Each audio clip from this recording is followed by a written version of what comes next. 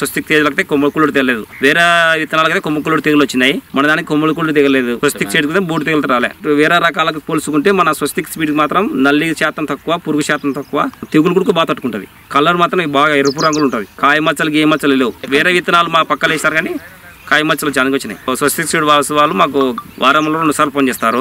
మాకు ఏ ముక్క ఎట్టుంది, ఏం కదా, మీ పైరలు మామూలుగా తీసి వాట్సాప్ పెట్టుకుంటారు.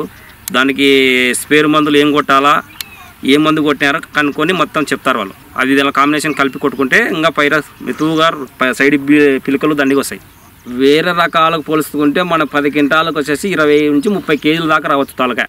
పేరు కొట్టినాం బాగా నీట్ కలర్ కూడా మారిపోయి వచ్చిన ఇగురు కల జుట్టు కాపు వస్తుంది మొత్తం. మేము సంతోషంగా ఉన్నాము.